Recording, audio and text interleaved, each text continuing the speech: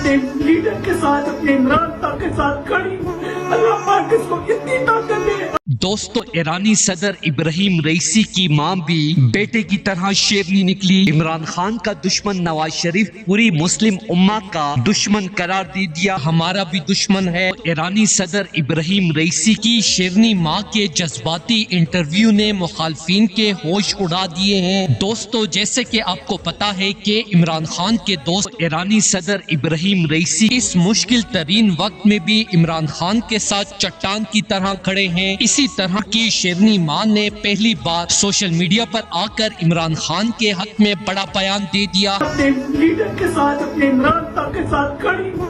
अल्लाह पाक इसको इतनी ताकत दे। आयशा मुझसे के एहसान मैंने इतनी ताकत दे, इतनी ताकत दे कि हमेशा कामयाबी की कामयाब रहे, हमेशा खुश रहे। खुदा के पास जाना है आप लोगों को, अल्लाह। लेकिन ये तो खुदा बने बैठे ना, फिरौन भी था, ये तो जमीनी खुदा है। ये एक फिरौन भी था, एक हिटलर भी था, एक शदाद भी था, और एक ये भी हैं। लेकिन ऐसी कोई बात नहीं है, एक अल्लाह भी है, और अल्लाह इमरान खान के साथ है और अवाम इमरान खान के साथ है।